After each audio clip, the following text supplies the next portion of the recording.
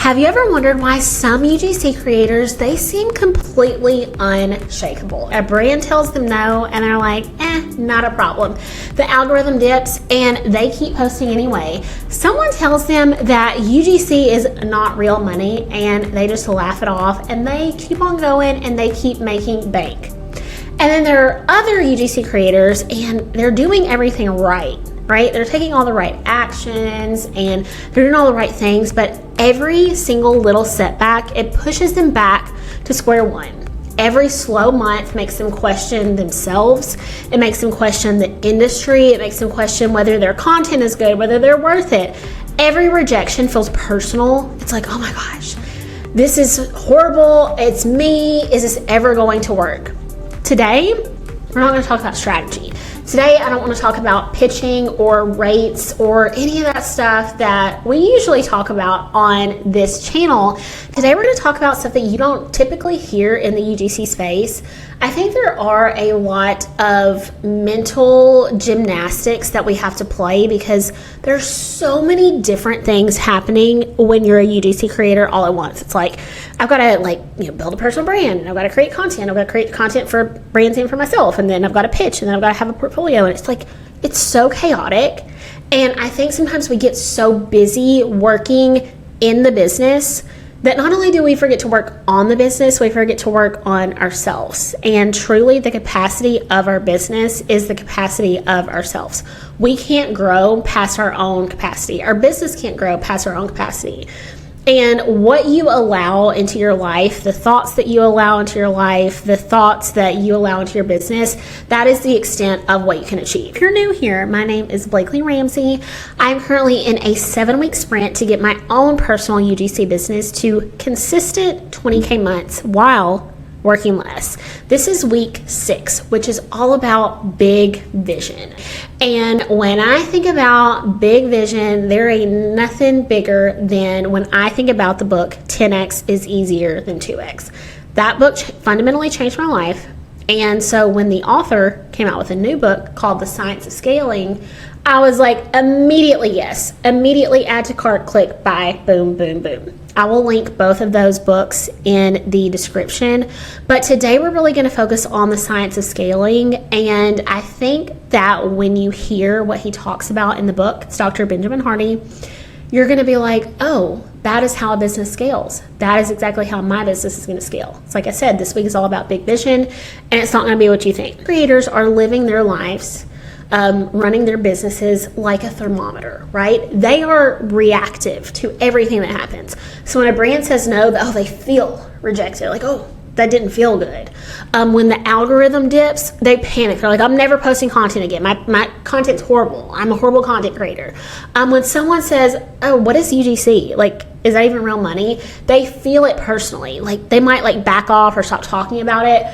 But the thing about a thermometer is a thermometer has no power, okay? It just reflects whatever the temperature is in the room. And that is not a powerful place to be in, and it doesn't feel good. The creators that are building a real business and it looks like their life is on fire, they are acting like a thermostat, okay? Think about a thermostat. It sets the temperature in the room. It doesn't matter what the rest of the room is doing.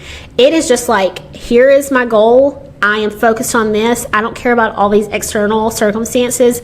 I am locked in. So, think about a hot summer day. If you open the door a little too long and you let some hot air in, the thermostat is like, I'm not worried about it. I'm going to bring us right back to room temperature. If you, say you bring like a big giant block of ice in, like the room might get cold for a minute, that thermostat is going to bring it right back to room temperature. The thermostat actually holds the standard until the rest of the environment catches up. And that is really what you want to be like, not only as a creator, but in your life as well. Is like, I'm not bothered by external circumstances because you can't control them. I know where I'm headed.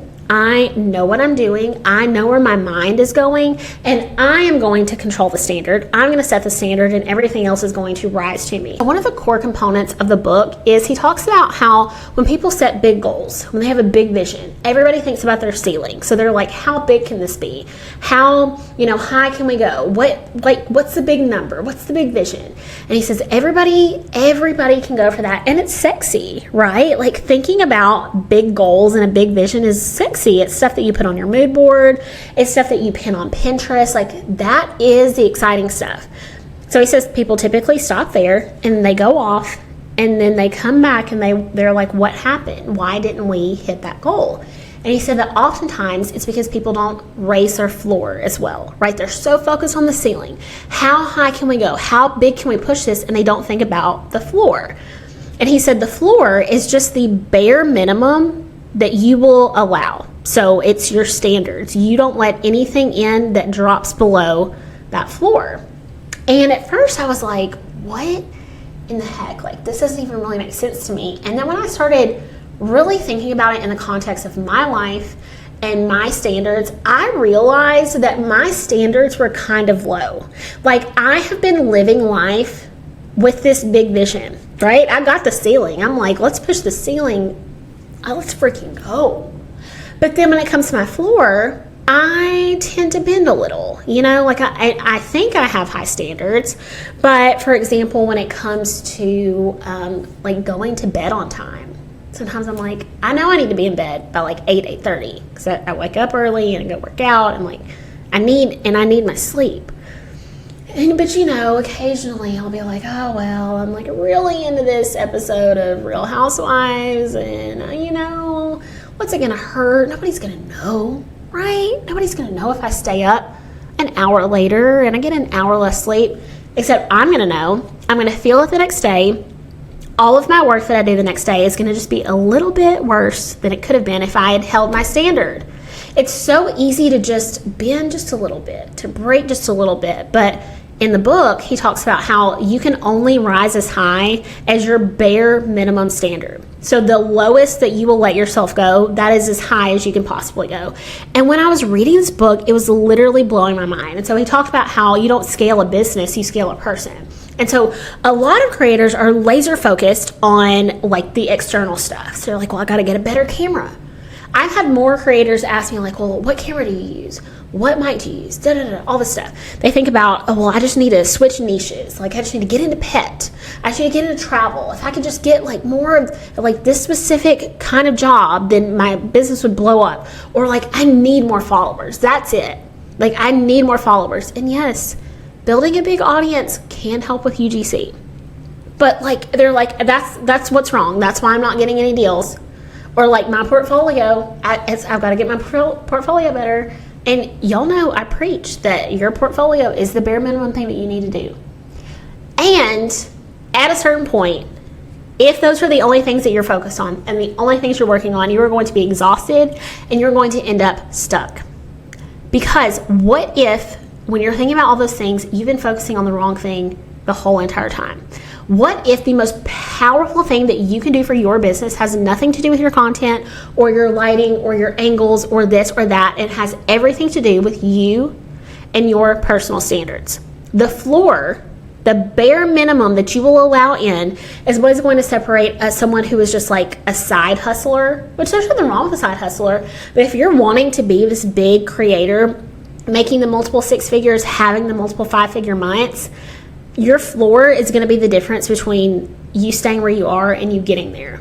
And raising your floor is going to be the most uncomfortable thing because you're going to say no to so much. You're going to say no to rates that disrespect your work. You're going to say no to brands that don't align with you. And it's going to be so hard. Oh, it's going to be so hard because you're like, man, that's good money. But that brand doesn't align with me. That brand doesn't align with where I'm going. You're going to say no to the version of you that is okay with good enough, and it's going to be so uncomfortable. You're going to wake up one day, if you do this work, you're going to wake up one day and you're not going to recognize yourself, and it's going to be the most painful thing that's ever happened to you. Like, I've been going through this journey for about 1.5 years now, and here recently I've I'll like do something or I'll say something and I'm like, who am I? Like, I've done so much work on my inner self that I am completely unrecognizable, and it is uncomfortable for me because the actions that I just naturally take now as this new version of myself, a year ago, 2 years ago, I would have never done this. And I am turning into everything I've ever wanted, and it's one of the most painful things I've ever been through. And I know that sounds crazy, but if you've gone through it, you understand. It is so painful to raise your standards, to raise your floor, to slowly inch towards the thing that you've always wanted is so painful because you're changing everything about yourself. You're changing your automatic thoughts. You're changing your actions. You're changing the story you tell yourself. You're changing your discipline. Like, all of this stuff is changing, and it changes inch by inch by inch, but 1% compounded over time makes a massive difference. And you will wake up one day and you'll be like, wow, I don't even recognize myself. And it's going to be so exciting, and it's going to be a little bit uncomfortable. So that was just my warning for you. If you take to heart what you're about to hear, you're going to wake up one day and you're going to be like, wow, this works, and it's crazy. Okay. So we're going to talk about 3 standards that you can raise right now. Now, a fair warning. I don't love to give disclaimers. I don't love to give warnings, but I did do this speech in person at a leadership event this past week. And I would say the room was divided about 50-50. Half of the room absolutely loved what I'm about to tell you. They were running up to me in the parking lot and they were like, Blakely, I've already implemented what you told me. Like, look at this text message that I just sent. I'm like, baby, I made this for you. The other half of the room was livid. I had people get up and walk out. I had one person was like almost arguing with me. Like, you could just tell there was so much resistance. And I get it, because if I had heard what I'm about to say 2 years ago, I probably would have had massive resistance to it as well. Because if I've learned anything from getting coached at such a high level for the last year and a half, it is that we will fight for our beliefs more than we'll fight for our future. It's like what you currently believe, you will fight for it until the death, versus changing your belief and going, maybe I could think a different thought. Maybe I could take a different action. Maybe I could tell myself a different story. Like, instead of doing that, it's like you don't want to admit that you're wrong and that your beliefs are wrong. And so you're like, no, I'm going to fight for my beliefs. And I did for a long time. Like, I resisted so much change for so long. I made it so much harder on myself versus just sitting back and being like, you know what? Maybe that message triggered me because I needed to hear it. So there's my disclaimer. If you leave this video mad, I gave you your out. I gave you a chance to leave. But if you're staying, here we go. Okay. The first standard to raise is the story standard that you tell yourself. So you have automatic thoughts that are running around in your head 24/7, whether you audit them or not. You're either aware of them or you're not aware of them. They're running back there. A lot of thoughts that UGC creators, a lot of stories that UGC creators may be telling themselves is, I don't have enough experience, or brands just don't respond to me, or I live in a small town. I don't have enough time. UGC isn't real money. I'm too busy. I'm trying to think of other stories that people tell themselves. My kitchen isn't aesthetic enough. I'm not skinny enough. The list could truly go on and on and on. And oftentimes we look at these stories as facts. We're like, oh, this is a fact. This is true. And we never stop to question our automatic thoughts. They just are running. And we often think the same thing over and over and over and over and over again. And we never stop to question it. But when you do stop to question it, you're like, wait, could I actually think a different thought? Like, is that possible? So a story that I've been running on autopilot that I was recently given pushback about, and I had massive resistance to it at first. It made me very uncomfortable. It honestly made me a little mad. And then the more I thought about it, I was like, is that a story? I was on a Zoom call a couple weeks ago, and, very successful women on this call. And it's not in a coaching capacity, it's more of like a colleague capacity, this call is. And I said something about, the economy. It's just, we're kind of dealing with the economy right now. And they said, what are you talking about, the economy? I was like, well, the economy's bad right now. And the way that these women looked at me, I thought maybe like their screen had frozen. I was like, what is happening? What is happening right now? They're like, what are you talking about? The economy's bad. Like, the economy's great. One of them had a $1.3 million day or something like that. They were like, we don't know what kind of bad economy you're talking about. They said, now, depending on your perspective, absolutely the economy can be bad. But any economy can be good and any economy can be bad. Like, it's not a fact that the economy is bad. And I was like, at first, my automatic thought was, wow, they're so out of touch with reality. Like, that was my automatic thought. Like, well, of course you're saying that because you made $1 million in a freaking day. But then when I really backed up, and these are girly pops too. Like, they're not like these like Fortune 500 CEOs. Like, they built their businesses from the ground up and they have a team of like 5. Like, they're scrappy and they are strategic and they work. And it really rattled me because I thought that I was so solid on my mindset and I thought I had done all this work and I was so advanced. And when they said that to me, I was like, wow, the personal development truly never ends. Like, you are constantly reaching for a new level and there is always another level to get to. And so I challenge you to just audit your thoughts every once in a while. Like, especially if it's something that's limiting, that you have an automatic thought that stops you and makes you go, oh, I can't do that. Oh, that's not possible. Oh, there's no way. Just question it and be like, wait, is that actually a fact? Or is that just a story that I'm telling myself? And I'm telling you, it will blow your mind, some of the stories that you've been telling yourself that simply aren't true. And we will tell them to make ourselves more comfortable, oftentimes it's self-sabotage, because it's like a little warm, cuddly blanket. A big one is, I don't have time. I'm so busy. I did this for myself a couple years ago where I would say that all the time. I was like, somebody would ask me, how are you? I'm so busy. Oh, I'm just busy. Oh, I'm busy. It's just like, it just blurts out. But that's what you're telling yourself, is that you're busy. And then when you really pull back, it's like, wait, am I actually busy? Or am I proving myself right by being busy because I'm telling myself that I'm busy? Mental gymnastics. There we go. And when I really started to audit my words and my thoughts, I realized I wasn't as busy as I thought I was. Found ways to be busy to prove to myself that I was busy. And when I pulled out of I'm so busy and stopped trying to be busy, I was no longer busy. I was intentional and strategic, and I was actually producing things. And so everybody's going to have different stories that they're telling themselves based on our programming from childhood and, teenage years, young adulthood, the news, social media. Like, we're getting inundated with all kinds of messaging. And so I just challenge you to question your stories. When you hear a limiting thought or a limiting belief that you go, oh, I can't do that. That's not for me. That's not possible. Just question it and say, is this a story or is this fact? I don't know. Okay. Standard number 2 is going to be your action standard.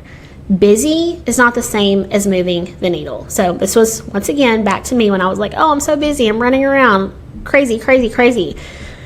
But there are often times where we feel like we're taking action and we're not actually taking action. So I fell blame to this for a long time. Listening to a podcast episode is not taking action. Scrolling on social media is not taking action. Updating your portfolio for the 5th time is not taking action. Oh, look, all of these things need to be done. They're all critically important, and they are not taking action. They are passive action. It is action that isn't actually going to move the needle.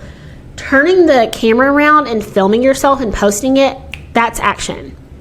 Sending a pitch to a brand, that is action. Like, we as a society tend to just want the dopamine hit. And so we do things that make us feel like we're taking action. And then we get to the end of the day and we complain and wonder why we didn't get anything done. And it's because we were just busy all day long and we weren't actually taking action. And look, I fall prey to this too, where I will scroll and I will brainstorm and I will read a book and I will listen to a podcast and then I'll watch a YouTube and I'm like, man, I was so productive today. Like, I was so busy. I did so much. And then when I actually think about it, I'm like, all I did was consume. I didn't actually create anything. I filled the well and I didn't actually produce anything. And so when I want you to think about actually taking action, actually moving the needle, specifically when it comes to UGC. Like I said, turning the camera around and creating a piece of content, sending a pitch, following up with brands, like actually showing up in your business and taking an action in your business that moves the needle forward. Yes, we all love to like work in the business and like do the busy, like do the work that needs to get done. And look, that is important too. And if you want to move the needle, if you want to have the big vision, if you want to get you where you want to go, you have to take the big action. Like, today is a big action day for me. I am filming the podcast. I had 2 calls with brands earlier. I filmed 2 UGC deals today. I filmed 6 pieces of short form content. What my brain is like, it's because I'm taking big, massive action. Yesterday, I took a lot of passive action. I did a lot of journaling. I did a lot of reading. I, got on a coaching call with my coach. I just did a lot of like passive action, which is important, and it didn't move me closer to my goals the way that taking this kind of action is going to. Okay, last but not least, standard number 3 is the discipline standard. Now, this is a big one. This one might be the most pivotal thing in this whole video for you. I have decided, for me in my life, I have a lot of big goals. I have a lot of big dreams. I have a lot of things that I want to do. I have a lot of things that I like envision myself doing. And when I sit down to plan my week, usually on Friday, sometimes it has to be on a Sunday, I have noticed that I'm filled with dread. Like, my calendar will be full of things that I told myself I wanted, and then when it comes time to actually do it, I'm like, I don't want to do any of this. Like, all of this, there's so much work, there's so much that needs to be done, I don't want to do any of it. Like, I'm filled with dread. And I refuse to live a life where I'm full of dread all the time. I can't do it. And so, from here on out, when you sit down to plan your week, I want you to think about the end result of you accomplishing what you set out to do. So, for example, when I was working on, I did this specific script, this specific presentation in person for a group. And I worked on this 2 weeks ago. And I was looking at my calendar, and I had to give the presentation at 8:30 in the morning. So that meant I had to get up, get dressed, get there, set everything up. I lived 30 minutes out of town. I had to come by my office and get my whiteboard. So I had to leave my house at like 6:45, and that meant I had to get up in time to take Theo for a walk. I'm just like, I'm only thinking about the negative. I'm like, why did I agree to this? Like, I'm not getting paid. What is actually this going to do for me? What is it going to do for my business? Like, there's not going to be any brands there. I'm just going through all this negative stuff. I'm ticked. I'm like, why did I say yes to this? I'm like, Blakely, you've committed. So how are you going to make this work? Like, how are you going to be excited about it? So I pulled my journal out, and I sat down, and I just brainstormed all the positive things that could happen. And I had this thought of one person leaving the room that day, because it's a leadership academy is what this group is. And I envisioned one person leaving the room that day and going out into the world, and a couple weeks after the presentation, it's all women. There's 2 men in there. But I envisioned a woman. She was going to do something. She was going to take a specific action. And then she caught her thoughts And she was like, you know what? I don't actually have to do it that way. I'm going to do it the way that makes me feel empowered. And she makes one shift, and it changes the trajectory of her life. And then somebody's watching her, and they go, I didn't know that was possible for her. Maybe it's possible for me too. And so they make a shift. And then they inspire somebody else. And I just, like, as I'm planning my week, I see this wildfire just take off. And when I tell you, I was like, let's start working on this speech right now. Like, I could not have been more excited to work on that speech as I was in that moment, because I was so freaking lit up at the thought of what could happen on the other side of me getting that done. And I wish that I had known this earlier in life. If you have not read the book, it is incredible. It really, like, I highly encourage everyone to read it. Science of Scaling. I'm going to drop it in the description. But it will truly make you question everything that you are allowing in your life. Your thoughts, your actions, your stories, the way you do everything, you will question it. And it will feel uncomfortable, and it'll be the very thing that changed your life. So just really think about that. Like, really apply it to your UGC business, where if there is maybe a call with a brand that you're just like, man, I don't want to get on this call. Or like you need to script something and you're like, I don't want to script this. Or you need to film something, or you need to edit, and it just feels so heavy. And you're like, I don't want to do this. I'm so full of dread. You don't have to push through. You can create excitement and joy for what's on the other side of that, and it will get you so fired up and so lit up. That's exactly what I did with this podcast episode today. Is when I sat down I changed the script a little bit because I was, for like corporate leaders, and so I needed to shift it to UGC. And when I sat down to shift it to UGC, I was like, okay, one UGC creator watches this, listens to this, they change one thing that they do, it sets off a spark, they inspire one other person, and then before you know it, the whole world has changed. Like, that lights me up. That is how you actually achieve the big goals. That is how you actually achieve the big things, the big vision, the big legacy. It's not by, having all these big ideas. It's by raising your floor. Like, my new standard is I don't walk around and dread my whole schedule. I get excited for my life. I get excited for the things that I have to do, that I get to do. Like, I am pumped to show up every single day and do my job every single day. And I'm excited to inspire people every single day. And like, that is my new standard. Whatever I have to do to get there and stay there, that is my new standard. I will not drop below that. And so there's my soapbox. Man, she really got lit up about that. Do you see now why it split the room? There were people that absolutely loved it, and there were people that got up and walked out, because it is a very challenging conversation, and it is very challenging to hear, especially if you have been maybe a little complacent in life and you're like, well, this is good enough, or oh, that's okay, or whatever, da-da-da-da-da. If you are in my bubble and in my world, I highly doubt that you think that way. But there were some people in the room that didn't love it, and I was like, eh. But then that one girl that ran up to me in the parking lot, it made it all worth it. I'm telling you, like, her doing that, it sustained me for the next 6 months. Like, I don't need any more motivation other than seeing her face, and she was so excited and so lit up. So remember that the capacity of your business is the capacity for you.